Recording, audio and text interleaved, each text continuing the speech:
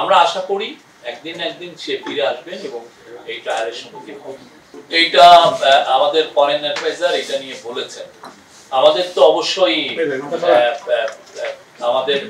আমাদের এফার্টগুলোর মধ্যে বড় একটা এফার্ট হচ্ছে তাকে ফিরিয়ে এনে ট্রায়ালের সম্মুখীন করা। আমরা চাই উনি যে তার বিরুদ্ধে যে অভিযোগগুলো সেটার জন্য উনি ন্যায় বিচার পান, সেটা আমরা চাই। এটা আমাদের এই গভর্নমেন্টের একটা টপ প্রায়োরিটি। কারণ আপনারা দেখেছেন যে আল জাজিরার যে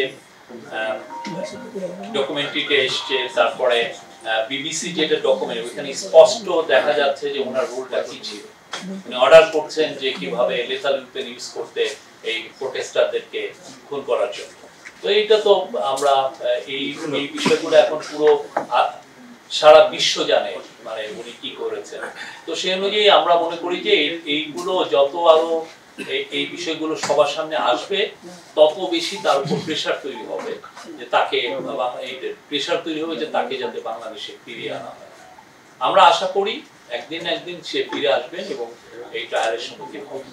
এই ইন্টারিম গভর্নমেন্টের প্রথম অধ্যায় শেষ হয়েছে এবং আজকের থেকে আপনারা জানেন কালকে আমরা আমাদের চিফ অ্যাডভাইজার অফিস থেকে ইলেকশন কমিশন অফিসের ইলেকশন আয়োজনের জন্য বলা হয়েছে ফেব্রুয়ারি মাসের পূজার আগে। তো আজকের থেকে উনি বলেছেন যে আজকের থেকে দ্বিতীয় অধ্যায় শুরু, এবং উনি বলেছেন যে এই দ্বিতীয় অধ্যায়ের প্রথম এবং প্রধান কাজ হলো নির্বাচন সুন্দরভাবে করা। শাইনি চুলে এখন হবে সব হেয়ারস্টাইল। সিল্কোর দ্বিগুণ শাইনি চুল প্রতিদিন।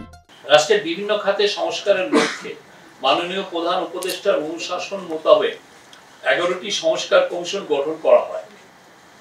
কমিশন সমূহে ইতোমধ্যে মাননীয় প্রধান উপদেষ্টার নিকট প্রতিবেদন দাখিল করেছে।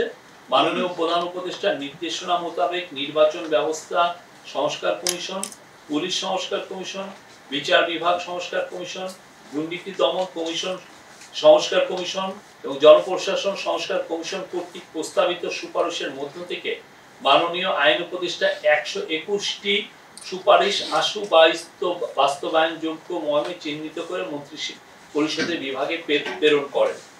আজকে সেটার একটা আপডেট হয়েছে।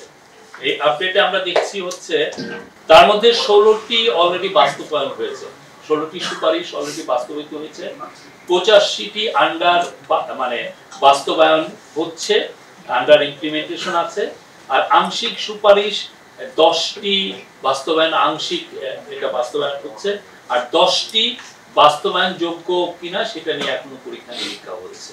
এই মোট 121টির মধ্যে এগুলো মিনিস্ট্রিগুলো আপনারা এই মিনিস্ট্রিগুলো এটা আমি পরে আপনাদেরকে বলতে পারবো। হ্যাঁ, এই